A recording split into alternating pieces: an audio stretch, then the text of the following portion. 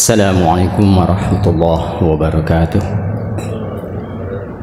A'udzu billahi as-sami'il 'alim minasy syaithanir rajim. Bismillahirrahmanirrahim. Alhamdulillahirabbil alamin wal 'aqibatu lil muttaqin wala 'udwana illa 'alal zalimin. Asyhadu an la ilaha illallah lahu la syarika lah wa asyhadu anna Muhammadan 'abduhu wa rasuluh. Allahumma salli wa sallim wa barik ala abdika wa rasulika Muhammad sallallahu alaihi wa ala alihi wasallam tasliman katsira. Ya ayyuhalladzina amanu taqullaha haqqa tuqatih wa la tamutunna illa wa antum muslimun. Wa la ilaha ya ayyuhalladzina amanu taqullaha wa qulu qawlan sadida yuslih lakum a'malakum wa yaghfir lakum dhunubakum. Wa may yuti'illaha rasulahu faqad faza fawzan 'azima. Masyarul muslimin jamaah salat subuh Masjid Syuhada rahimakumullah.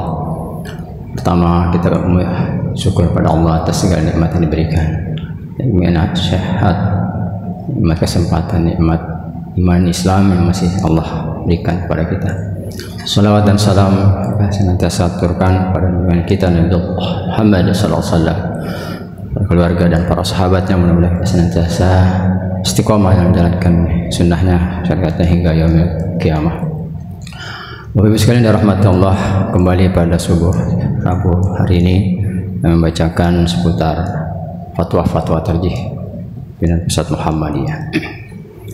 Insyaallah tema pada kesempatan ini seputar akikah. Bahwasanya pelaksanaan akikah pada hari ke-7 kelahiran anak, sebagaimana di dalam sebuah hadis au yauma sabi'ih, artinya atau pada hari ke-7-nya. Jadi ada penggalan, ini hadisnya ada matan, ada rawi serta sanadnya. Namun fatwa di sini menyebutkan matannya saja atau redaksi atau teks hadisnya saja. Berarti ada alternatif selain hari ke-7. Maka ada di pendapat lain mengatakan kalau nggak sanggup melaksanakan di hari ke-7 bisa hari ke-14, 21 dan seterusnya, kelipatan 7. Baik jamaah rahimakumullah, dalam halaman 333 dan 336 HPT putusan tarjih sebutkan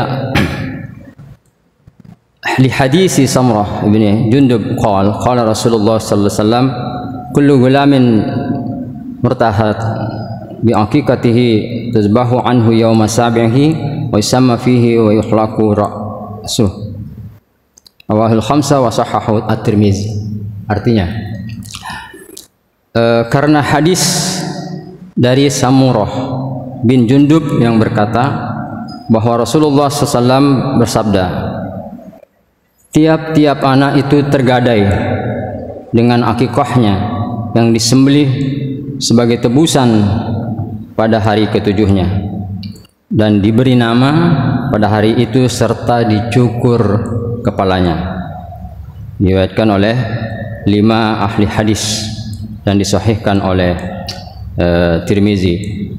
Ini pada halaman 335 338. Dan rahimakumullah, akikah atau istilah akikah berasal dari kata aqqa yang artinya menyembelih binatang. Dinamakan akikah karena lehernya disembelih, maksudnya hewan ya, yaitu kambing. Rambut yang tumbuh pada bayi yang baru lahir juga dinamakan akikah, karena akikah artinya memotong atau memutus. Secara istilah sebutkan hiya dzabihatul lati tuzbahu 'anil maulud yauma sabi'i syukran lillah subhanahu wa ta'ala ala ni'amihil waladu dzakaran kana au unsa. Artinya sembelihan yang dipotong karena sebab kelahiran bayi pada hari ke-7-nya sebagai dorongan rasa syukur kepada Allah atas nikmat anak, baik laki-laki atau perempuan. Sedangkan istilah murtahan maknanya adalah mahbus atau disandra.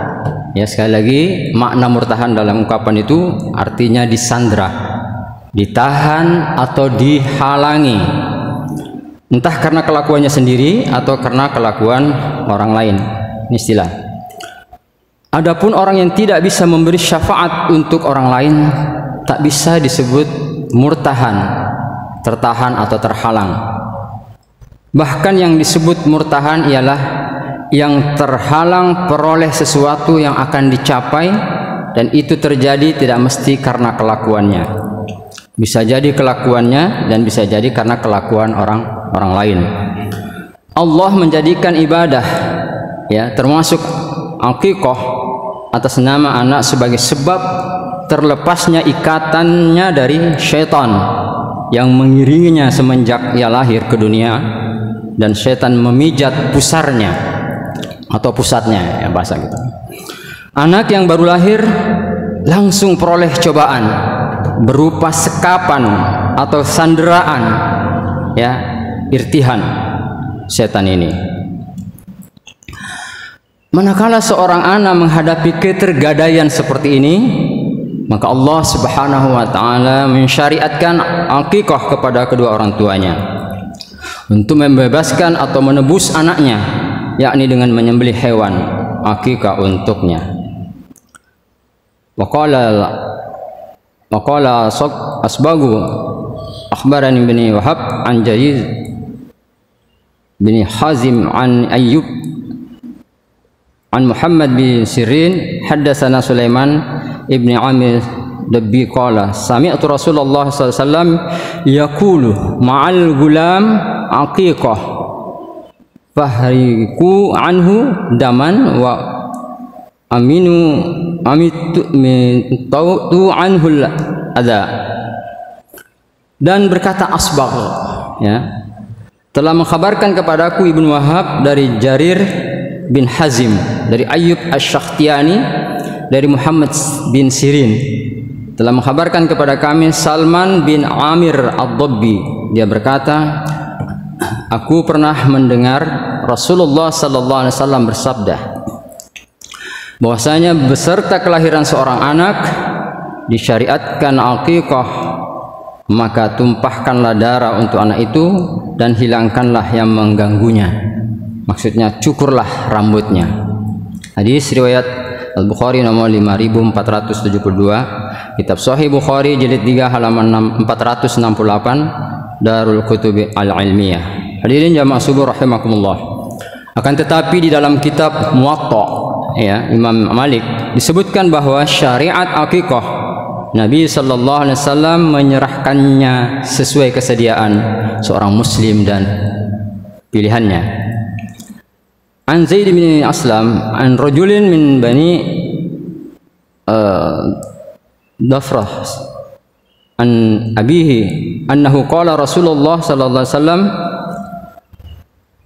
anil aqiqah faqala la uhibbul uquq wa ka'annahu innama karihal isma wa qala man wulida lahu waladun fa habbu ay yansuka an waladihi falyaf'al. Dari Zaid bin Aslam, dari seorang laki-laki Bani Dhamrah, dari ayahnya, bahwasanya ia mengatakan suatu ketika Rasulullah sallallahu alaihi wasallam ditanya tentang akikah. Ya, suatu ketika Nabi ditanya tentang akikah, maka beliau menjawab, aku tidak suka uquq, istilah yang artinya durhaka. Ada istilah uququl walidain. Jadi ada kesamaan istilah di sini. Kata Nabi, aku tidak suka uquq, maksudnya akikah, istilah yang mirip, perbuatan durhaka. Seolah-olah beliau tidak menyukai sebutan itu. Lalu beliau bersabda, barang siapa mendapat kelahiran anak lalu ia ingin menyembelih, ya, binatang, maka silahkan ia melakukan. Jadi dalam hal ini Rasulullah SAW tidak mewajibkan, intinya seperti itu, karena ada istilah mendahului bahwa Nabi tidak suka istilah itu. akikah atau ukuk. Hadis riwayat Malik, kitab Muwatta halaman 259 dari Al-Kutubul Ilmiyah. Nah, Imam Malik juga berkata, apa kata beliau dalam kitabnya Al-Muwatta tadi, wa laysal aqiqatu biwajibati walakinnaha yustahabbul amalu biha. Artinya bahwasanya akikah hukumnya tidak wajib. Sekali lagi kata beliau, akikah hukumnya tidak wajib, tapi dianjurkan untuk dilaksanakan. Kitab Muwatta halaman 260 yang bisa kita lihat terkait dengan hukum melaksanakan akikah tersebut.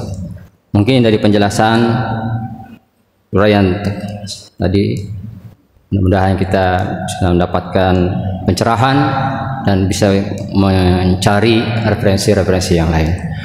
Jamaah syukur rahimakumullah, mudah-mudahan bermanfaat apa yang kami sampaikan. Maaf atas segala kekurangan. Kalam billahi taufiq wal hidayah, ar-ridha wal inayah. Subhanakallah bihamdika asyhadu an la ilaha illa anta astaghfiruka wa atubu ilaik. Assalamualaikum warahmatullahi wabarakatuh.